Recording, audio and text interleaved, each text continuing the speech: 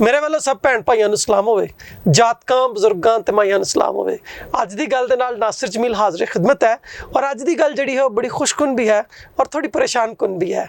ਖੁਸ਼ਕੁਨ ਇਸ ਕਰਕੇ ਕਿਉਂ ਜੋ ਸਾਡੇ ਕੋਲ ਅੱਜ ਮਿਸ ਐਸਟਰ ਜੇਨ ਕਰਾਚੀ ਤੋਂ ਤਸ਼ਰੀਫ ਲਿਆਏ ਨੇ। ਤੁਸੀਂ ਟੀਚਰ ਹੋ ਸਪੈਸ਼ਲ ਐਜੂਕੇਸ਼ਨ ਦੇ ਔਰ ਤੁਸੀਂ ਗ੍ਰੇਡ 17 ਦੇ ਵਿੱਚ ਉੱਥੇ ਕੰਮ ਕਰਦੇ ਪਏ ਹੋ। ਤੁਸੀਂ government special education and rehabilitation complex जो गुलिस्तान जौहर कराची च ਤੁਸੀਂ ਉੱਥੇ ਜਿਹੜਾ ਹੈ ਤੁਹਾਡੀ ਅਪਾਇੰਟਮੈਂਟ ਹੈ ਔਰ ਤੁਸੀਂ ਉੱਥੇ ਕੰਮ ਕਰਦੇ ਹੋ। ਤੁਸੀਂ MA ਇੰਗਲਿਸ਼ ਕੀਤਾ ਹੈ ਔਰ ਨਾਲ MEd ਹੈ ਤੁਹਾਡਾ ਸਪੈਸ਼ਲ ਐਜੂਕੇਸ਼ਨ ਦੇ ਵਿੱਚ। ਅਸੀਂ ਅੱਜ ਇਹਨਾਂ ਦੇ ਨਾਲ ਗੱਲਬਾਤ ਕਰਾਂਗੇ। ਇਹਨਾਂ ਦੇ ਕੁਝ ਮਸਾਇਲ ਨੇ, ਕੁਝ ਇਹਨਾਂ ਦੀ ਗੱਲਬਾਤ ਹੈ, ਇਹਨਾਂ ਦੇ ਬਾਰੇ ਅਸੀਂ ਅੱਜ ਇਹਨਾਂ ਦੇ ਨਾਲ ਗੱਲਬਾਤ ਕਰਾਂਗੇ। ਔਰ ਖਾਸ ਤੌਰ ਤੇ ਜਿਹੜੇ ਬਤੌਰ ਕਿਉਂਕਿ ਖੁਦ ਵੀ ਸਪੈਸ਼ਲ ਨੇ ਔਰ ਇਹ ਜਿਹੜੇ ਨੇ ਨੌਨ ਸਾਈਟਡ ਨੇ, ਇਹ ਬਲਾਈंड ने और देख नहीं सकते हैं। लेकिन मैं इस तो पहलों कि इन्हां नाल गलबात करा, मैं इस शेर तो गल जिहड़ी है शुरू करांगा। गो शेर उर्दू का है लेकिन बहुत फिट है और वो गल इस तरह है कि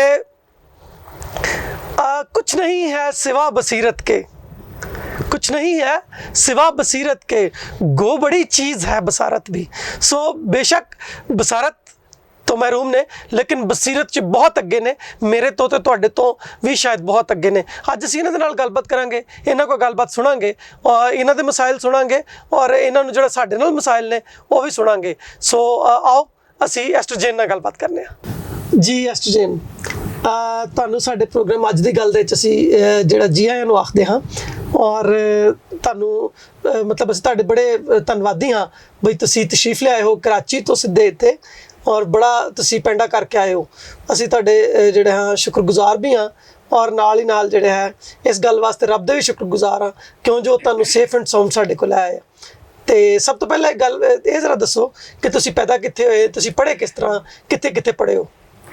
तो सब तो पहला बहुत शुक्रिया नासिर भाई, तुसी इनवाइट किया, इस प्रोग्राम च आने का मौका दिता है और अपनी गल दसन का भी। बाकी जो थोड़ा सवाल है, मैं कराची च पैदा हुई हाँ और इब्तदाई तालीम एक स्पैशल बच्चों के स्कूल च हुई है, आइडरयू school for the blind and deaf, नुमाइश ते वे है कराची च ना।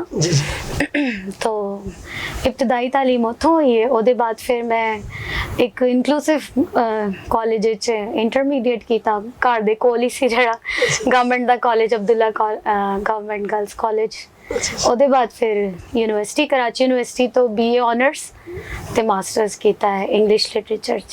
अच्छा, तुसीं तो बहुत पढ़े लिखे हो ते तुसीं कुछ हिस्सा जिहड़ा तालीम दा वो जिहड़ा है वड्डा बल्कि हिस्सा जिहड़ा है वो आम कॉलेजेस च और आम स्कूल्स दे विच कीता है। हाँ जी। ते की मुश्किलात आईयां, मतलब आम बच्चों नाल बैठ के कदी कोई प्रॉब्लम होया या उस तरह नॉर्मल रहे, कोई एडा इशू नहीं होया? अच्छा, जो मैं स्पैशल बच्चों के स्कूल च पढ़दी सा ना ते जाहिर है उत्थे हर चीज़ तकरीबन मुहैया की जाती सी।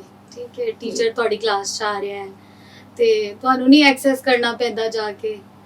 ਤੇ ਜਦੋਂ ਤੁਸੀਂ ਮੇਨ ਸਟਰੀਮ ਇਦਾਰੇ 'ਚ ਜਾਂਦੇ ਹੋ ਜਿਵੇਂ ਕਾਲਜ 'ਚ ਗਈ ਤੇ ਉੱਥੇ ਜ਼ਾਹਿਰ ਖੁਦ ਆਪਣੀ ਕਲਾਸ ਨੂੰ ਢੂੰਡਣਾ, ਹਰ ਸਬਜੈਕਟ ਦੀ ਅਲੱਗ ਕਲਾਸ ਔਰ ਅਲੱਗ ਕਲਾਸਰੂਮ 'ਚ ਹੁੰਦੀ ਸੀ ਤੇ ਫਿਰ ਉਹ ਜਾਣਾ ਆਣਾ ਇਹ ਉਹ ਐਸ ਸੱਚ ਕੋਈ ਮੁਸ਼ਕਿਲ ਨਹੀਂ ਹੋਈ। ਜਿਹੜਾ ਮਸਲਾ ਸੀ ਦਰਪੇਸ਼ ਉਹ ਸੀ ਕਿਤਾਬਾਂ ਦੀ ਗੈਰ ਮੌਜੂਦਗੀ, ਬ੍ਰੇਲ 'ਚ ਔਰ किसी भी एक्सेसिबल मटीरियल च किताब मौजूद नहीं सी है, मतलब ना ऑडियो च ते ना ही ब्रेल च। तो उन्होंने पहला तो लिखना फिर उन्होंने याद करना ही मतलब बड़ा एक टाइम टेकिंग प्रोसैस सी स्टडी दा।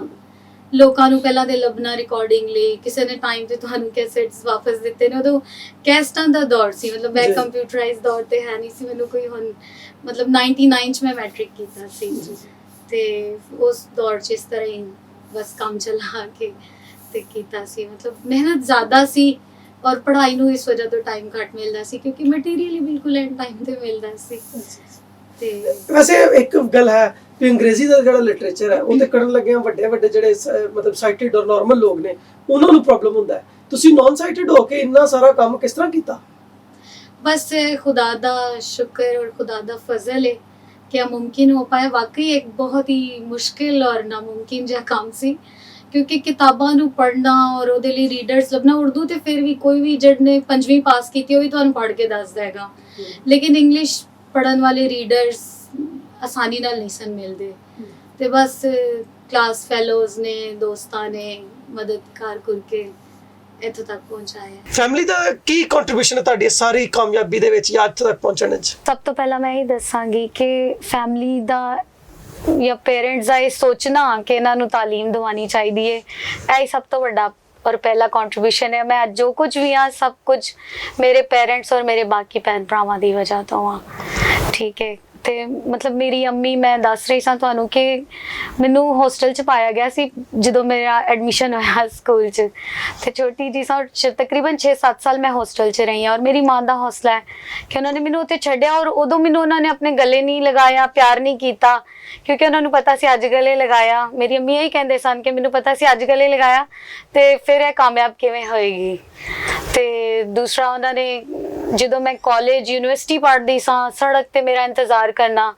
ਮੈਂ ਇੱਕ ਬਸਤੀ 'ਚ ਰਹਿੰਦੀ ਸਾਂ ਪਹਿਲਾਂ, ਤੇ ਜ਼ਾਹਿਰ ਹੈ ਅੰਦਰ ਤੱਕ ਟਰਾਂਸਪੋਰਟ ਨਹੀਂ ਸੀ ਜਾਂਦੀ ਗਲੀਆਂ ਦੇ ਵਿੱਚ, ਤੇ ਰੋਡ ਤੇ ਮੈਨੂੰ ਲੈਣ ਆਣਾ, ਮਤਲਬ ਹਮੇਸ਼ਾ ਦੀ ਜਦੋਂ ਤੱਕ ਮੈਂ ਮਾਸਟਰਸ ਕੀਤਾ ਹੈ ਫੈਮਿਲੀ ਦੀ ਡਿਊਟੀ ਸੀ ਸੜਕ ਤੇ ਛੱਡਣਾ, ਔਰ ਫਿਰ ਸੜਕ ਤੋਂ ਜਦੋਂ ਮੈਂ ਵਾਪਸ ਆਣਾ ਤੇ ਲੈਣ ਆਣਾ, ਅੰਮੀ ਨੇ ਆਣਾ, ਅੱਬੂ ਨੇ ਆਣਾ, ਭੈਣਾਂ ਭਰਾਵਾਂ ਨੇ ਜਾਂ ਉਹਨਾਂ ਦੇ ਬੱਚਿਆਂ ਨੇ, ਭਤੀਜੀਆਂ ਨੇ। ਤੇ ਇਹ ਬੜੀ ਸਖਤ ਡਿਊਟੀ ਮੈਂ ਕਹਾਂਗੀ ਕਿ ਸਾਡੀ ਫੈਮਿਲੀ ਨੇ ਦਿੱਤੀ ਹੈ ਸਾਨੂੰ ਇੱਥੋਂ ਤੱਕ ਪਹੁੰਚਾਉਣ ਲਈ। ਅੱਛਾ, ਅੱਜ ਕੱਲ ਤੁਸੀਂ ਜਦੋਂ ਮਤਲਬ ਹੁਣ ਸੋਸ਼ਲ ਸਰਕਲ ਦੇ ਵਿੱਚ ਮੂਵ ਕਰਦੇ ਹੋ, ਜਿਸ ਤਰ੍ਹਾਂ ਤੁਸੀਂ ਦੱਸਿਆ ਵੀ ਤੁਹਾਡੇ ਇੱਕ ਵੀਰ ਜਿਹੜੇ ਨੇ ਉਹ ਵੀ ਨੌਨ ਸਾਈਟਡ ਨੇ, ਤੇ ਕੀ ਫੀਲ ਕਰਦੇ ਹੋ ਘੁੰਮਦਿਆਂ ਹੋਇਆ, ਜਾਂ ਕਦੀ ਕੋਈ ਪ੍ਰੋਬਲਮ ਆਈ ਹੋਵੇ? ਵੇਖੋ ਪ੍ਰੋਬਲਮਸ ਤੇ ਹੈ ਨੇ, ਲੇਕਿਨ ਇਹ ਵੀ ਕਿ ਦੋ ਤਰ੍ਹਾਂ ਦੇ ਤੁਹਾਨੂੰ ਐਟੀਟਿਊਡਸ ਮਿਲਦੇ ਨੇ, ਪੋਜ਼ਿਟਿਵ ਵੀ ਮਿਲਦੇ ਨੇ, ਨੈਗੇਟਿਵ ਵੀ ਮਿਲਦੇ ਨੇ। ਕੁਝ ਲੋਕ ਬਹੁਤ ਅੱਛੇ ਤਰੀਕੇ ਨਾਲ ਸਾਡੇ ਨਾਲ ਮਤਲਬ ਮਿਲਦੇ ਨੇ ਔਰ ਹੈਲਪ ਵੀ ਕਰਦੇ ਨੇ। ਜ਼ਾਹਿਰ ਹੈ ਮਾਸ਼ਰਾ ਚੱਲਦਾ ਹੀ ਹੈ, ਜੇ ਅਗਰ ਅਸੀਂ ਇੱਥੋਂ ਤੱਕ ਪਹੁੰਚੇ ਆ ਜਾਂ ਇਕੱਲੇ ਅਗਰ ਟਰੈਵਲ ਕਰਨੇ ਆ ਤੇ ਲੋਕਾਂ ਦੀ ਮਦਦ ਹੁੰਦੀ ਹੈ ਤੇ ਕਰ ਪਾਉਂਦੇ ਆ ਨਾ, ਤੇ ਲੋਕ ਸਾਥ ਦਿੰਦੇ ਨੇ। ਔਰ ਕੁਝ ਲੋਕ ਹੁੰਦੇ ਨੇ ਓਵਰ ਪ੍ਰੋਟੈਕਟਿਵ, ਥੋੜਾ ਜ਼ਰਾ ਕੁਝ ਤਰਸ ਵੀ ਖਾਂਦੇ ਨੇ, ਮਤਲਬ ਹਰ ਤਰ੍ਹਾਂ ਦੇ ਰਵੱਈਏ ਮੌਜੂਦ ਨੇ। ਔਰ ਕੱਲੀ ਜਦੋਂ ਮੈਂ ਟਰੈਵਲ ਕਰਾਂ ਤੇ ਕਦੀ ਕਦੀ ਜ਼ਾਹਿਰ ਹੈ ਫਿਰ ਕੁਝ ਹੋਰ ਮਸਾਇਲ ਵੀ ਹੁੰਦੇ ਨੇ, ਤੁਹਾਨੂੰ ਪਤਾ ਜੋ ਕੁਝ ਮਾਸ਼ਰੇ 'ਚ ਚੱਲ ਰਿਹਾ ਅੱਜ ਕੱਲ, ਹੈਰਾਸਮੈਂਟ ਦੇ ਇਸ਼ੂ, ਤੇ ਲੋਕ ਕੋਸ਼ਿਸ਼ ਕਰਦੇ ਹੱਥ ਨੂੰ ਟੱਚ ਕਰਨ ਦੀ। ਔਰ ਮਸਲਾ ਇਹ ਵੇ ਕਿ ਮੈਂ ਤੇ ਮਤਲਬ ਮੇਰੀ ਜਿਹੜੀ ਮੈਂ ਸਮਝਨੀ ਆ ਕਿ ਇੱਕ ਕਮਜ਼ੋਰੀ ਆ ਕਮੀ, ਕਿ ਮੈਂ ਤੇ ਆਪਣੇ ਹਰਾਸਰ ਨੂੰ ਪਹਿਚਾਨ ਵੀ ਨਹੀਂ ਸਕਦੀ ਕਿ ਕੌਣ ਮੈਨੂੰ ਹੱਥ ਲਗਾ ਕੇ ਚਲਾ ਗਿਆ। ਤੇ ਇਹ ਇੱਕ ਚੀਜ਼ ਹੈ ਮਾਸ਼ਰੇ ਦੇ ਵਿੱਚ ਜਿਹੜੀ ਤੰਗ ਕਰਦੀ ਹੈ ਸਮਟਾਈਮਸ ਮੈਨੂੰ। ਤੇ ਥੋੜੀ ਮਾਸ਼ਰੇ ਦੀ ਜਿਹੜੀ ਪ੍ਰੋਬਲਮਸ ਨੇ, ਜਿਹੜੀਆਂ ਖਾਸ ਤੌਰ ਤੇ ਮਾਸ਼ਰਤੀ ਮਸਾਇਲ ਨੇ ਜਿਹੜੇ ਇੱਕ ਫੀਮੇਲ ਨੂੰ ਹੋ ਸਕਦੇ ਨੇ, ਉਹ ਤੇ ਖੈਰ ਸਾਡੀਆਂ ਜਿਹੜੀਆਂ ਅਨਨੋਰਮਲ ਫੀਮੇਲਸ ਨੇ ਉਹਨਾਂ ਨੂੰ ਵੀ ਹੈ ਨੇ। ਤੇ ਇੱਕ ਬੈਡ ਮਤਲਬ ਸੈਕਟਰ ਹੈ ਸਾਡੇ ਮਾਸ਼ਰੇ ਦਾ, ਔਰ ਉਹ ਹਰ ਮਾਸ਼ਰੇ 'ਚ ਇੱਕ ਗ੍ਰੇ ਏਰੀਆ ਹੁੰਦਾ ਹੈ ਔਰ ਇਸ ਤਰ੍ਹਾਂ ਹੁੰਦਾ ਹੈ। ਤੁਸੀਂ ਗ੍ਰੇਡ 17 ਤੱਕ ਪਹੁੰਚੇ ਹੋ, ਨੌਕਰੀ ਕਿੰਜ ਮਿਲੀ ਸੀ? ਇੱਥੇ ਤਾਂ ਸਾਨੂੰ ਚੰਗਾ ਭਲਾ ਨਹੀਂ ਮਿਲਦੀ ਪਈ। ਬਸ ਮੈਂ ਦੱਸਿਆ ਨਾ ਕੋਈ ਬਲੈਸਿੰਗ ਹੀ ਸੀ, ਤੇ ਇੰਟਰਵਿਊ ਦਿੱਤਾ ਸੀ, ਅਪਲਾਈ ਕੀਤਾ ਸੀ, ਤੇ ਖੁਦਾ ਦਾ ਸ਼ੁਕਰ ਹੈ ਮਿਲ ਗਈ ਸੀ। ਅੱਛਾ, 2009 ਚ ਮੇਰੀ ਅਪਾਇੰਟਮੈਂਟ ਹੋਈ ਸੀ, ਔਰ ਮੈਂ ਇੱਕ ਛੋਟੇ ਸ਼ਹਿਰ 'ਚ ਜਾ ਕੇ ਯਾਨੀ ਕਿ ਇੰਟੀਰੀਅਰ ਸਿੰਜ ਮੇਰੀ ਪੋਸਟਿੰਗ ਹੋਈ ਸੀ ਨਵਾਬਸ਼ਾਹ 'ਚ। 2 ਸਾਲ ਮੈਂ ਉੱਥੇ ਕੰਮ ਕੀਤਾ। 2 ਸਾਲ? ਹਾਂਜੀ। ਅੱਛਾ, ਜ਼ਬਰਦਸਤ। ਔਰ ਜਿਹੜੇ ਇੰਟਰਵਿਊਅਰ ਸਨ ਉਹਨਾਂ ਨੇ ਮੈਨੂੰ ਪੁੱਛਿਆ ਵੀ ਸੀ ਕਿ ਚਲੀ ਜਾਏਂਗੀ, ਕਿੱਥੇ ਵੀ ਭੇਜ ਦਈਏ? ਮੈਂ ਕਿਹਾ ਬਿਲਕੁਲ ਜਾਵਾਂਗੀ, ਕਿਉਂਕਿ ਇਸ ਵਕਤ ਨੌਕਰੀ ਮੇਰੀ ਜ਼ਰੂਰਤ ਹੈ। ਮੈਂ ਉਸ ਵਕਤ ਉਸ ਨੌਕਰੀ ਨੂੰ ਠੁਕਰਾਂਦੀ ਤੇ ਮੈਨੂੰ ਕਿਹਨੇ ਨੌਕਰੀ ਦੇਣੀ ਸੀ ਦੁਬਾਰਾ। ਸਹੀ। ਅੱਛਾ, ਤੁਸੀਂ ਬੜੇ ਦਲੇਰ ਹੋ ਵੈਸੇ ਬਾਈ ਦ ਵੇ, ਹੈ ਤੁਸੀਂ ਹੁਣ ਵੀ ਕਰਾਚੀੋਂ ਇੱਥੋਂ ਤੱਕ ਮਤਲਬ ਤੁਸੀਂ ਆਏ ਹੋ, ਔਰ ਤੁਸੀਂ ਬਗੈਰ ਕਿਸੇ ਏਡ ਦੇ, ਬਗੈਰ ਕਿਸੇ ਗਾਈਡ ਦੇ ਤੁਸੀਂ ਇਕੱਲੇ ਹੀ ਆ ਗਏ ਹੋ।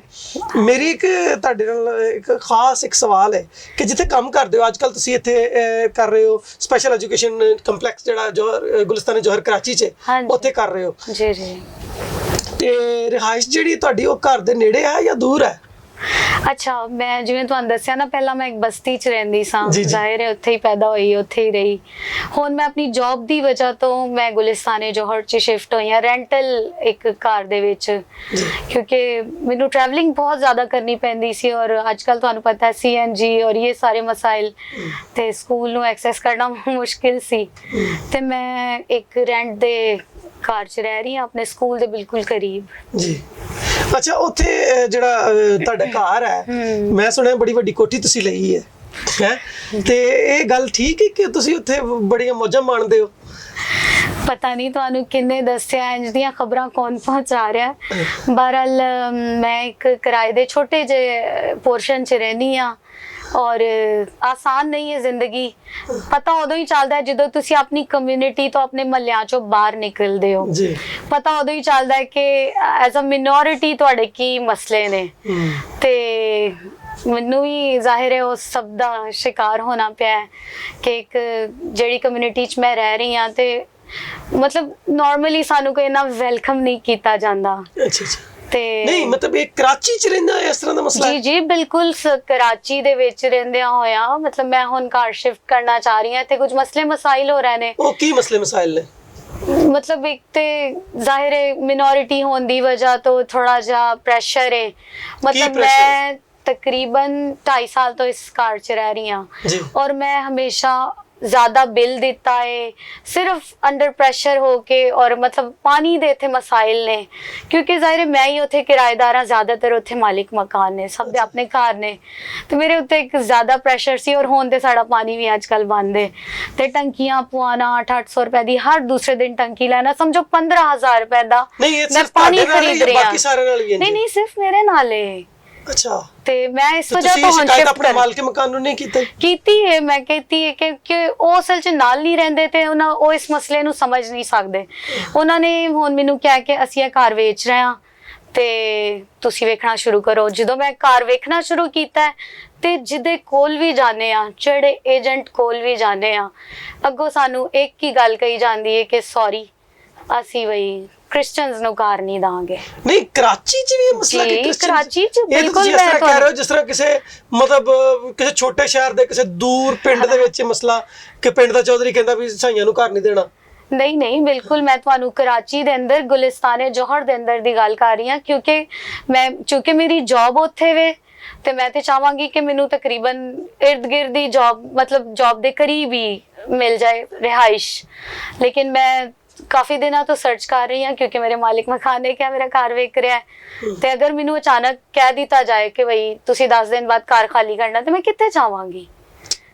ਮਤਲਬ ਮੈਂ ਕੀ ਵਾਪਸ ਉਸ ਬਸਤੀ 'ਚ ਜਾਵਾਂਗੀ ਕਿ ਮੈਂ ਉੱਥੋਂ ਟਰੈਵਲ ਕਰਾਂਗੀ?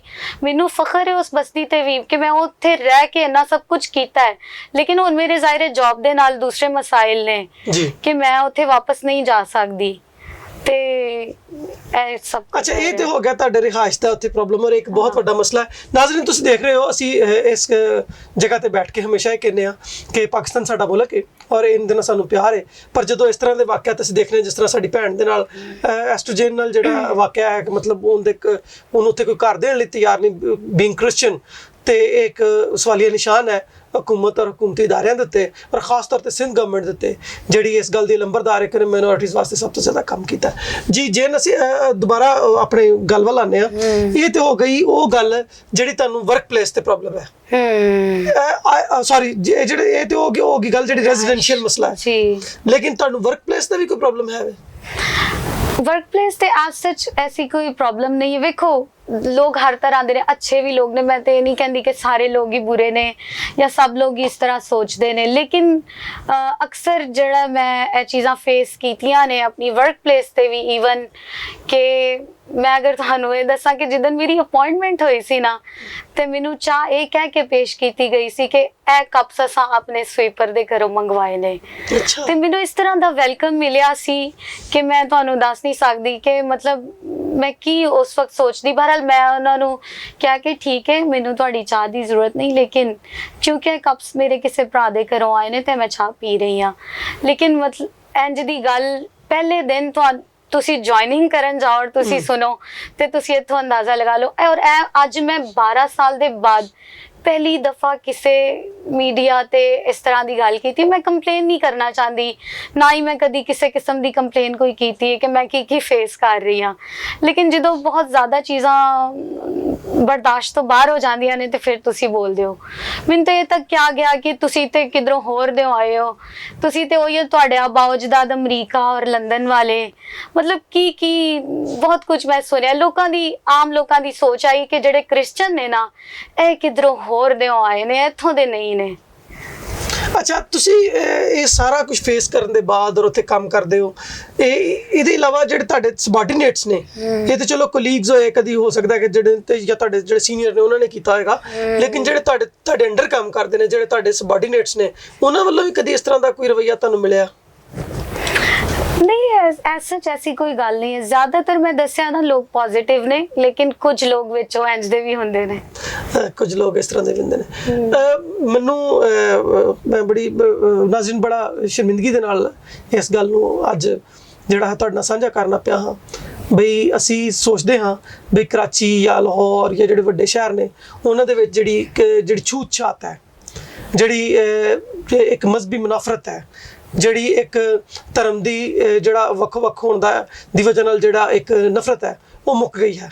ਪਰ ਅੱਜ ਅਸੀਂ ਜਦੋਂ ਜੇਨ ਨੂੰ ਮਿਲੇ ਹਾਂ, ਐਸਟਰੋਜਨ ਨੂੰ, ਤੇ ਸਾਨੂੰ ਇਸ ਗੱਲ ਦੀ ਸਮਝ ਆਈ ਹੈ ਵੀ ਨਹੀਂ, ਇਹਨੇ ਜੜ੍ਹਾਂ ਸਗੋਂ ਅੱਗੇ ਨਾਲੋਂ ਜ਼ਿਆਦਾ ਮਜ਼ਬੂਤ ਕਰ ਲਈਆਂ ਨੇ, ਔਰ ਇਹ ਹੁਣ ਹਰ ਦੂਸਰਾ ਬੰਦਾ ਜਿਹੜਾ ਸਾਹਿਬ ਹੈਸੀਅਤ ਵੀ ਹੈ ਔਰ ਅੱਛੀ ਕਿਸੇ ਜੌਬ ਤੇ ਵੀ ਹੈ, ਔਰ ਖਾਸ ਤੌਰ ਤੇ ਇਸ ਤਰ੍ਹਾਂ ਦਾ ਫਾਈਟਰ ਜਿੰਦੀ ਆਪਣੀ ਨਜ਼ਰ ਵੀ ਨਹੀਂ ਹੈ, ਮੇਰਾ ਖਿਆਲ ਹੈ ਕਿ ਇਹ ਤੇ ਇਹਨਾਂ ਦੀ ਤੇ ਜਿਸਮਾਨੀ ਨਜ਼ਰ ਨਹੀਂ ਹੈ, ਲੇਕਿਨ ਜਿਹੜੇ ਇਹਨਾਂ ਦੇ ਨਾਲ ਇਸ ਤਰ੍ਹਾਂ ਦਾ ਸਲੂਕ ਕਰਦੇ ਨੇ ਉਹ ਅਕਲ ਦੇ ਵੀ ਅੰਨੇ ਨੇ, ਔਰ ਉਹਨਾਂ ਨੂੰ ਤਮੀਜ਼ ਵੀ ਨਹੀਂ ਹੈ, ਔਰ ਉਹਨਾਂ ਨੇ ਤਾਲੀਮ ਹਾਸਲ ਕੀਤੀ ਹੈ, ਤਰਬੀਅਤ ਨਹੀਂ ਹੈ, ਉਹਨਾਂ ਦੀ ਤਰਬੀਅਤ 'ਚ ਫਰਕ ਹੈ। ਸੋ ਅਸੀਂ ਆਪਣੀ ਗੱਲ ਤੇ ਹੀ ਆਵਾਂਗੇ। ਤੁਸੀਂ ਮੈਨੂੰ ਇਸ ਗੱਲ ਦਾ ਬੜਾ ਫਖਰ ਹੈ ਕਿ ਤੁਸੀਂ ਗ੍ਰੇਡ 17 ਦੇ ਵਿੱਚ ਹੋ, ਔਰ ਤੁਸੀਂ ਅਗਲੇ ਜਿਹੜੇ ਤੁਹਾਡੇ ਟ੍ਰੇਨਿੰਗਸ ਨੇ ਉਹਨਾਂ 'ਚ ਵੱਧ ਚੜ੍ਹ ਕੇ ਹਿੱਸਾ ਲੈਂਦੇ ਪਏ ਹੋ। ਇਹਦੇ ਤੋਂ ਇਲਾਵਾ ਤੁਹਾਡੇ ਆਪਣੇ ਜ਼ਾਤੀ ਮਸ਼ਾਗਲ ਕੀ ਨੇ? ਜ਼ਾਤੀ ਮਸ਼ਾਗਲ ਮੈਨੂੰ ਸ਼ਾਇਰੀ ਦਾ ਸ਼ੌਕ ਹੈ। ਅੱਛਾ, ਹਾਂਜੀ। ਕੋਈ ਸ਼ੇਰ ਸੁਣਾਓ ਕਿਦਾਂ? ਆਪਣਾ ਕੋਈ ਸੁਣਾਓ। अच्छा, अपना कोई शेर सुनावा, फिलहाल याद ते नहीं आ रहा। वैसे तो ਤੁਹਾਡਾ ਅਸੀਂ ਜਿਹੜਾ ਹੈ YouTube ਤੇ ਤੁਹਾਡਾ ਜਿਹੜਾ ਚੈਨਲ ਹੈ ਤੁਸੀਂ ਉਹਦਾ ਆਪ ਹੀ ਜ਼ਿਕਰ ਕਰੋ। ਮੈਂ ਉਹਦਾ ਮੁਸਲਸਲ ਕਿਉਂਕਿ ਫਾਲੋਅਰ ਹਾਂ ਜੀ ਔਰ ਮੈਂ ਉਹਨੂੰ ਵੇਖਦਾ ਵਾਂ, ਤੇ ਤੁਸੀਂ ਜ਼ਰਾ ਦੱਸੋ ਆਪਣੇ ਚੈਨਲ ਬਾਰੇ ਵੀ।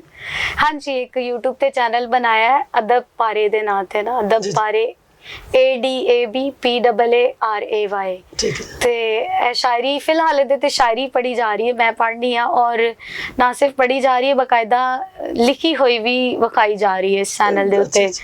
ਤੇ ਬਸ ਉਰਦੂ ਦੀ ਖਿਦਮਤ ਕਰਨ ਦੀ ਕੋਸ਼ਿਸ਼ ਕਰ ਰਹੇ ਹਾਂ, ਕੁਝ ਹਿੱਸਾ ਪਾਈਏ ਇਹਦੇ ਵਿੱਚ। ਅੱਛਾ, ਇੱਕ ਹੋਰ ਤੁਹਾਡਾ ਇੱਕ ਪਹਿਲੂ ਹੈ ਜਿਹੜਾ ਨਾਜ਼ਰੀਨ ਮੈਂ ਤੁਹਾਨੂੰ ਦੱਸਣਾ ਕਿ ਮਿਸ ਐਸਟਰੋਜਨ ਜਿਹੜੇ ਨੇ ਇਹ ਬਹੁਤ ਜ਼ਿਆਦਾ ਸੋਸ਼ਲ ਨੇ, ਔਰ ਲੋਕ ਇਹਨਾਂ ਨੂੰ ਬਹੁਤ ਜ਼ਿਆਦਾ ਪਸੰਦ ਕਰਦੇ ਨੇ, ਔਰ ਇਹਨਾਂ ਦੀ ਆਪਣੀ ਆਵਾਜ਼ ਵੀ ਬਹੁਤ ਖੂਬਸੂਰਤ ਹੈ, ਔਰ ਇਹ ਗਾਉਂਦੇ ਵੀ ਬਹੁਤ ਅੱਛਾ ਨੇ, ਲੇਕਿਨ ਇਹਨਾਂ ਦੀ ਜਿਹੜੀ ਤਹਿਤੁਲ ਲਫ਼ਜ਼ ਜਿਹੜਾ ਪੜ੍ਹਦੇ ਨੇ ਉਹ ਬਹੁਤ ਖੂਬਸੂਰਤ ਪੜ੍ਹਦੇ ਨੇ। ਅਸੀਂ ਇਸ ਪ੍ਰੋਗਰਾਮ ਦੇ ਐਂਡ ਤੇ ਤੁਹਾਨੂੰ ਜ਼ਰੂਰ ਜਿਹੜਾ ਹੈ ਇਹਨਾਂ ਦਾ ਕੋਈ ਨਾ ਕੋਈ ਪੜ੍ਹੀ ਹੋਈ ਚੀਜ਼ ਜਿਹੜੀ ਹੈ ਉਸ ਤੁਹਾਡੇ ਨਾਲ ਜਿਹੜੀ ਹੈ ਸਾਂਝੀ ਕਰਾਂਗੇ, ਔਰ ਅੱਜ ਇਹਨਾਂ ਦੇ ਕੋਲੋਂ ਜਿਹੜਾ ਹੈ ਲਾਈਵ ਹੀ ਅਸੀਂ ਸੁਣਾਂਗੇ। ਲੇਕਿਨ ਇੱਕ ਜਿਹੜਾ ਇਹਨਾਂ ਦੇ ਨਵਾਂ ਨਾਂ ਹੈ ਜਿਹੜਾ ਇਹਨਾਂ ਦੇ ਸੱਜਣਾ ਨੇ ਇਹਨਾਂ ਦਾ ਰੱਖਿਆ ਹੈ, ਕਿਉਂਕਿ all over Karachi to Khyber ਇਹਨਾਂ ਦੇ ਜਿਹੜੇ ਸੱਜਣ ਨੇ ਔਰ ਇਹਨਾਂ ਦੇ ਜਿਹੜੇ ਸੋਸ਼ਲ ਸਰਕਲ ਹੈ ਉਹ ਹੈ, ਔਰ ਇਹਨਾਂ ਨੂੰ ਇਹਨਾਂ ਦੇ ਸੋਸ਼ਲ ਸਰਕਲ ਦੇ ਵਿੱਚ ਡੌਨ ਕਹਿੰਦੇ ਨੇ, ਲੇਡੀ ਡੌਨ। ਸੋ ਇਹ ਕੀ ਗੱਲ ਹੈ ਲੇਡੀ ਡੌਨ ਵਾਲੀ? ਬਸ ਪਤਾ ਨਹੀਂ ਲੋਕਾਂ ਨੇ ਬਣਾਇਆ। ਬਸ ਖੁਦਾ ਦਾ ਸ਼ੁਕਰ ਹੈ ਕਿ ਜਿਹੜੇ ਵੀ ਜਿੰਨੇ ਵੀ ਦੋਸਤ ਨੇ ਪਿਆਰ ਕਰਦੇ ਨੇ, ਤੇ ਔਰ ਖੁਦਾ ਦਾ ਸ਼ੁਕਰ ਹੈ ਕਿ ਹਮੇਸ਼ਾ ਮਤਲਬ ਕਦੀ ਵੀ ਮੈਨੂੰ ਮੇਰੇ ਦੋਸਤਾਂ ਦੀ ਜ਼ਰੂਰਤ ਪਈ ਹੈ ਨਾ, ਤੇ ਮੇਰੇ ਦੋਸਤ ਮੇਰੇ ਨਾਲ ਮੌਜੂਦ ਸਨ। ਅੱਛਾ, ਹਮੇਸ਼ਾ ਉਹ ਦੋਸਤ ਕਹਿ ਦਿੰਦੇ ਨੇ, ਤੁਹਾਨੂੰ ਪਤਾ ਹੈ ਦੋਸਤ ਕੁਝ ਵੀ ਕਹਿ ਦਿੰਦੇ। ਨਹੀਂ, ਮੈਨੂੰ ਤੁਹਾਡੇ ਨਾਲ ਕਾਫੀ ਮੌਕਾ ਮਿਲਿਆ, ਤੁਸੀਂ ਹੈ ਵੀ ਲੇਡੀ ਡੌਨ ਹੀ ਹੋ। ਬਸ ਮੇਰੇ ਕਹਿਣ ਤੇ ਅਗਰ ਲੋਕ ਕੰਮ ਕਰ ਦਿੰਦੇ ਨੇ ਤੇ ਠੀਕ ਹੈ, ਮੈਨੂੰ ਕਹਿ ਸਕਦੇ ਤੁਸੀਂ ਲੇਡੀ ਡੌਨ। ਬਸ ਮੈਨੂੰ ਕੋਈ ਘਰ ਵੀ ਦੇ ਦੇਵੇ, ਖੁਦਾ ਕਰੇ ਕਿਰਾਏ ਤੇ। ਅੱਛਾ, ਅਸੀਂ ਤੇ ਮੈਂ ਅੱਛੀ ਟੈਨੈਂਟ ਹਾਂ, ਕਿਰਾਇਆ ਟਾਈਮ ਤੇ ਦੇਣੀ ਆ। ਨਹੀਂ, ਅਸੀਂ ਤੇ ਦੁਆ ਕਰਨੇ ਹਾਂ, ਔਰ ਸਾਡੀ ਖਾਹਿਸ਼ ਹੈ ਔਰ ਕੋਸ਼ਿਸ਼ ਹੈ ਕਿ ਤੁਹਾਨੂੰ ਨਾ ਸਿਰਫ ਕਿਰਾਏ ਤੇ ਬਲਕਿ ਤੁਹਾਡਾ ਆਪਣਾ ਘਰ ਜਿਹੜਾ ਹੈ ਤੁਸੀਂ ਬਹੁਤ ਅੱਛੀ ਜਗ੍ਹਾ ਤੇ ਖੁਦਾ ਚਾਹੇ ਤੇ ਕਿਉਂ ਨਹੀਂ, ਔਰ ਬਹੁਤ ਅੱਛਾ ਤੁਹਾਡਾ ਘਰ ਹੋਏਗਾ, ਔਰ ਖੁਦਾ ਕਰੇ ਕਿ ਤੁਹਾਡਾ ਆਪਣਾ ਘਰ ਵੀ ਹੋਵੇ। ਬਿਲਕੁਲ।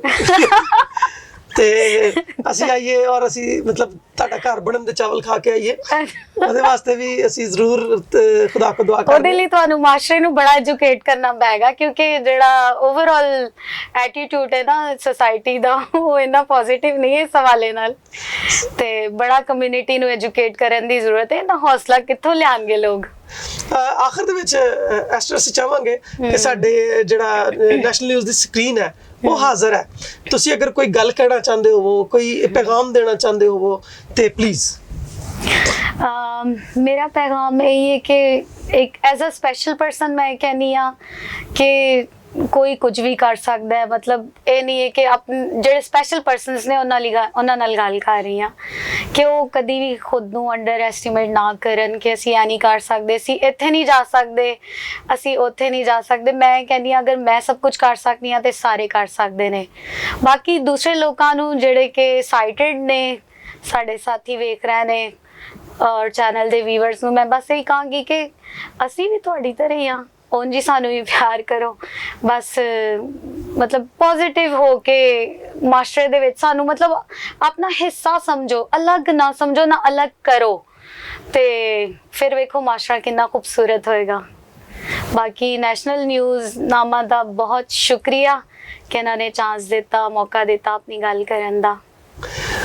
ਤੁਸੀਂ ਸਾਡਾ ਧੰਨ ਭਾਗ ਨੇ ਵੀ ਅਸੀਂ ਤੇ ਉਹ ਮੈਂ ਪੰਜਾਬੀ ਦੇ ਵਿੱਚ ਦੁਬਾਰਾ ਕਹਾਂਗਾ ਕਿ ਧੰਨ ਭਾਗ ਸਾਡੇ, ਅਸੀਂ ਦਰਸ਼ਨ ਕੀਤੇ ਤੁਹਾਡੇ, ਧੰਨ ਭਾਗ ਸਾਡੇ ਅਸੀਂ ਦਰਸ਼ਨ ਕੀਤੇ ਤੁਹਾਡੇ।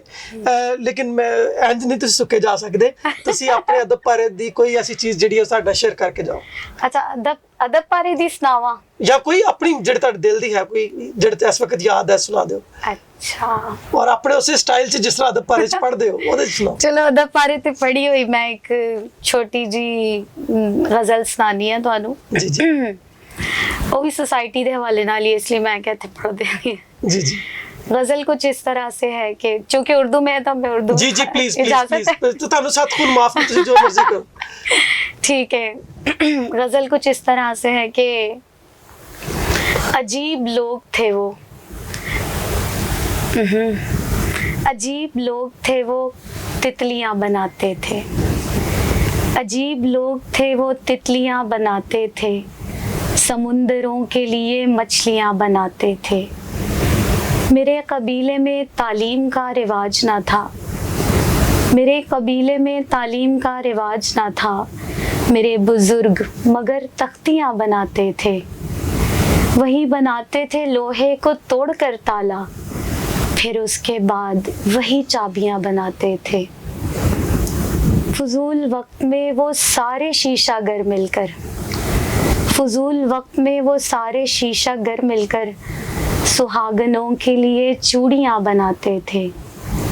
और हमारे गांव में 2-4 हिंदू दर्जी थे, हमारे गांव में 2-4 हिंदू दर्जी थे, नमाजियों के लिए टोपियाँ बनाते थे। लियाकत जाफरी साहब की गज़ल है। बहुत शुक्रिया मैडम और बहुत मेहरबानी। नाज़रीन, ਅੱਜ ਦੀ ਜਿਹੜੀ ਗੱਲ ਹੈ ਤੁਸੀਂ ਵੇਖੀ, ਔਰ ਅੱਜ ਦੀ ਗੱਲ ਜਿਹੜੀ ਹੈ ਉਹ ਅਸੀਂ ਆਪਣੀ ਭੈਣ ਜਿਹੜੀ ਹੈ ਐਸਟ੍ਰੋਜਨ ਉਹਦੇ ਨਾਲ ਕੀਤੀ ਹੈ। ਐਸਟ੍ਰੋਜਨ ਬਹੁਤ ਸਪੈਸ਼ਲ ਹੈ। ਵੈਸੇ ਤੇ ਅਸੀਂ ਸਮਝਦੇ ਹਾਂ ਬਈ ਇਹ ਸਪੈਸ਼ਲ ਹੈ, ਪਰ ਐਸਟ੍ਰੋਜਨ ਦਰਅਸਲ ਬਹੁਤ ਸਪੈਸ਼ਲ ਹੈ। ਇਹ ਸਪੈਸ਼ਲ ਨਹੀਂ ਹੈ, ਸ਼ੀ ਇਜ਼ ਵੈਰੀ ਸਪੈਸ਼ਲ। ਖੁਦਾ ਨੇ ਨੂੰ ਤੋੜੇ ਦਿੱਤੇ ਨੇ ਜਿਹੜੇ ਸ਼ਾਇਦ ਮੈਨੂੰ ਤੇ ਤੁਹਾਨੂੰ ਨਹੀਂ ਦਿੱਤੇ। ਲੇਕਿਨ ਅਸੀਂ ਐਸੇ ਯਾਨੀ ਕਹਿ ਲਓ ਕਿ ਨਾਮੁਰਾਦ और ऐसे बदबख्त कौम नाल तलक रखने वाले लोग हाँ जिथे इन स्पैशल लोगों के नाल भी असी मजहब की बुनियाद ते असी आज़ादी माजूरी के लिहाज के नाल और उन्हां दी कामयाबी तो जैलस हो के और हर तरह की वो रवैया रवा रखने जिहदे नाल असी जिन्ना ज़्यादा सख्त, जिन्ना ज़्यादा औखा, जिन्ना ज़्यादा कज जिहड़ा है वो असी इन्हां दा राह बना सकने, असी बनाने की कोशिश कर रहे हैं। और एक दूसरे पासे असी कहने कि पता नहीं पाकिस्तान दे उत्ते रहमत क्यों नहीं हुंदी, जदों तक असी आप दूसरे ते रहम नहीं करते साडे ते रहम नहीं किया जा सकता। सो इस करके याद रखिए ये साडे तरस दे और ये साडे प्यार दे और ये साडी मदद दे हरगिज़ भुखे नहीं। जिहड़ा स्पैशल हो के भी एम ए अंग्रेजी कर सकता है, मेरा ख्याल है सानू उनके कोलों सीखण दी लोड़ है, ना कि सानू उनते तनकीद करन दी लोड़ है या उत्ते तरस खान दी लोड़ है। मेरा ख्याल है कि साडे आले दुआले जितने भी इस तरह के स्पैशल लोग मौजूद ने असी उन्होंने खुदा की नेमत समझिए और उन्हों की खिदमत करके या उन्होंने थोड़ी मदद करके उन्होंने जिहड़े उन्होंने बेहतरीन तोड़े ने, जिहड़े उन्होंने बेहतरीन टैलेंट्स ने, उन्होंने पॉलिश करन दे विच उन्हों दी मदद करिए। अज दी गल नूं इत्थे मुकाने आ। रब रखा।